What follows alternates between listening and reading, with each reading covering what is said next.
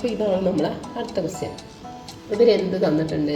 ഈ ക്വസ്റ്റ്യനിൽ നമുക്ക് തന്നിട്ടുണ്ട് AD = BC, അതായത് ഈ ആ രണ്ട് സൈഡും ഈക്വലാണ്.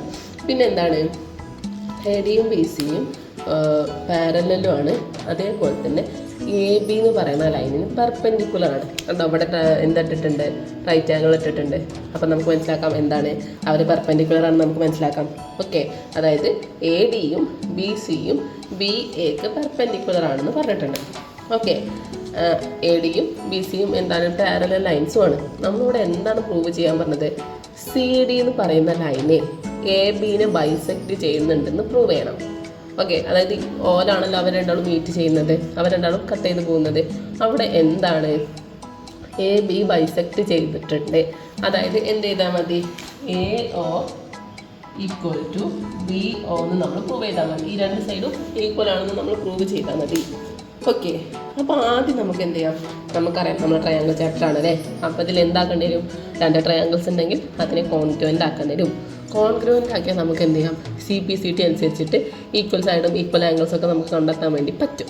ഓക്കെ, അപ്പോൾ നമുക്ക് എന്ത് ചെയ്യാം? ഇവിടെ രണ്ട് ട്രയാങ്കിൾസ് ഉണ്ടല്ലോ. എന്താണ്? Consider triangle OBC. Okay, triangle OBC and triangle ADO. Okay, ആ രണ്ട് ട്രയാങ്കിളും ഈ ട്രയാങ്കിളും നമ്മൾ കൺസിഡർ ചെയ്യാണ്. ഓക്കെ, അപ്പോൾ അതിൽ നമ്മളോട് എന്ത് പറഞ്ഞിട്ടുണ്ട്? BC = AD.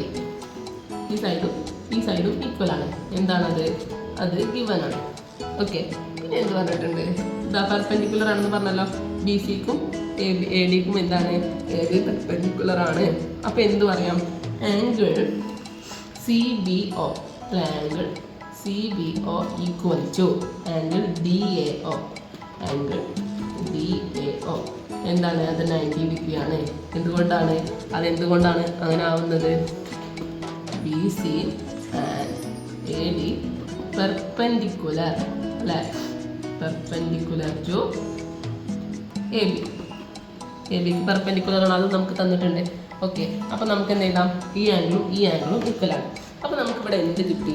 ഒരു ആംഗിളും ഒരു സൈഡും ഈക്വലായിട്ട് കിട്ടി. അപ്പോൾ നമുക്ക് റൂൾ അനുസരിച്ചിട്ട് നമുക്ക് എന്ത് ചെയ്യാം? ഒന്നിക്ക് SAS റൂൾ നമുക്കിവിടെ യൂസ് ചെയ്യാം അല്ലേ. അപ്പോൾ എന്താക്കണം? BOയും AOയും നമുക്ക് SAS റൂൾ ആക്കുമ്പോൾ ഈ രണ്ട് സൈഡുമാണ് നമുക്ക് ഈക്വൽ ആക്കേണ്ടി വരുള്ളൂ. പക്ഷേ അത് നമുക്കപ്പോൾ യൂസ് ചെയ്യാൻ പറ്റുമോ? ഇല്ലല്ലോ, നമുക്കതാണ് പ്രൂവ് ചെയ്യാനുള്ളത്. അപ്പോൾ നമുക്ക് എന്ത് ചെയ്യാം? നമുക്ക് എന്ത് നോക്കാം? ASA റൂൾ പറ്റുമോ നോക്കാം. നോക്ക്, ഇവിടെ ഈ രണ്ട് ആംഗിളും ഈക്വലാണ്, രണ്ട് സൈഡും ഈക്വലാണ്.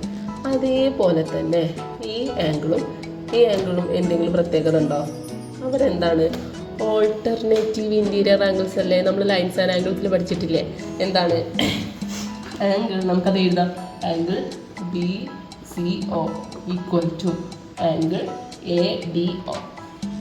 എന്തുകൊണ്ടാണ്? അവിടെ ഓൾട്ടർനേറ്റീവ്